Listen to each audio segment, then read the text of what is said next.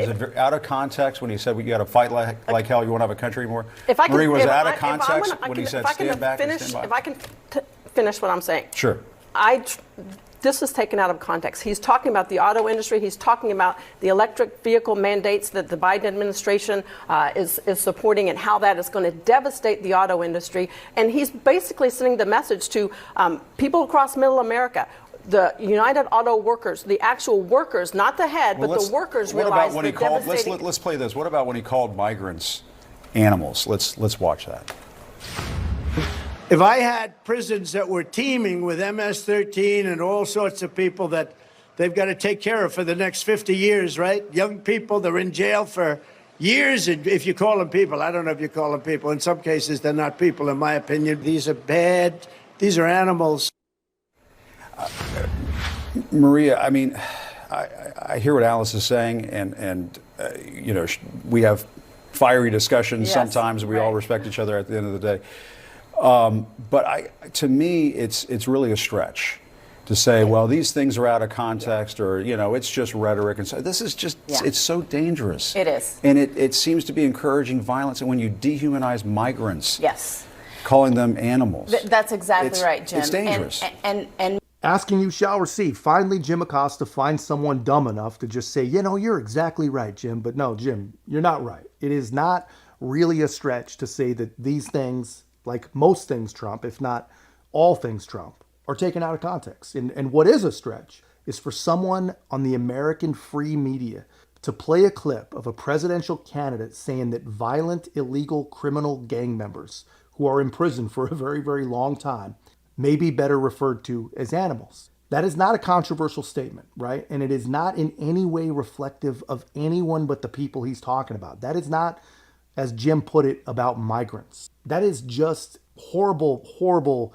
bad propaganda by Jim Acosta. But Jim Acosta knows this. But I wonder, why is he keeping up this nonsense? You know, at this point in his career, in his life, he must either really believe it, either that, or he's just so deep in that he just feels stuck. I mean, he's not doing it for the propaganda value anymore. He's smart enough to know that literally no one who hasn't already dedicated whatever's left of their brain to the whole vote blue no matter who type philosophy believes him. No one believes Jim Acosta. And honestly, the people that do believe him, those people may not even be dumb enough to actually believe Jim Acosta. But he keeps going. You know, they all keep going. They know how insane they sound. You know, I did a video a couple days ago saying I didn't think this scam was going to last for very long, but damn it, man, it has been a full court freaking press ever since.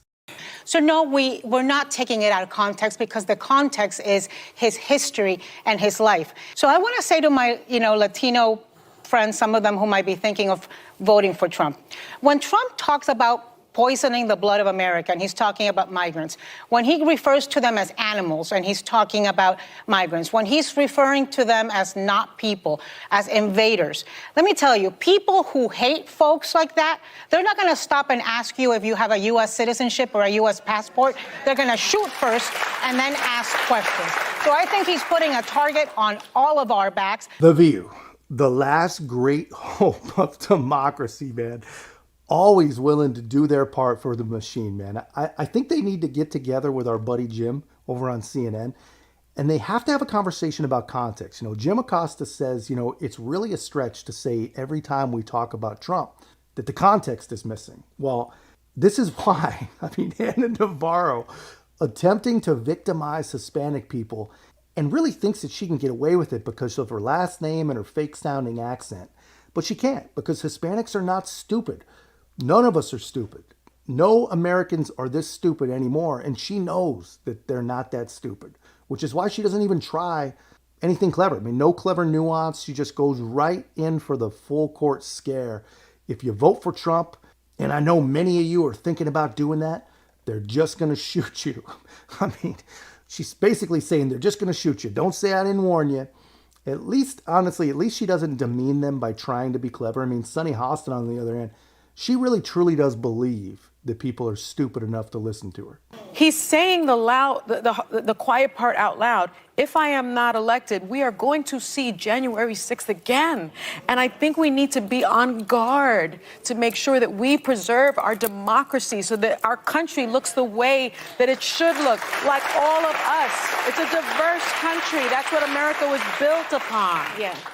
Listen to the fake fear in her voice, man. She is so, I mean, that woman is so incredibly full of it. She actually believes that people are dumb enough to believe that Donald Trump talking about saving the auto industry is calling for another January 6th, which she also believes that people are dumb enough to actually believe was a real insurrection. I mean, that's the double dipping again. They love double dipping their context-free Trump hoaxes, man. And again, these are not serious people. You know this, I know this, but the problem is there are too many people that don't know this. I mean, The View alone has got 1.2 million victims a day tuning in to just willingly be victimized. And man, these people must all be super ginned up right now. I mean, these poor people really do believe that anyone that voted for Donald Trump, that it's the end of everything. A vote for Donald Trump is a vote for bloodbaths and chaos and Putin and China and very fine people on both sides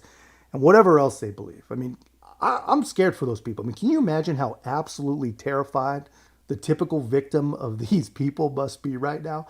They got to be losing their minds. And really, it's not fair to those people. I mean, they have Trump derangement syndrome. These are sick, sick people that are being victimized by places like The View and CNN and MSNBC especially, but it might not be their fault. I mean, they have essentially been tortured. I mean, all day, every day for almost a decade now, these people have been tortured. And I think we're starting to see now that there's no turning back for them. You know, Donald Trump destroyed the liberal brain. And honestly, that makes him a true hero in my book. But anyway, that's just my take, guys. Let me know yours in the comments. And if you haven't already, be a part of our growth. Make sure to like, comment, subscribe. Most importantly, share the channel. I'll see you in the next one.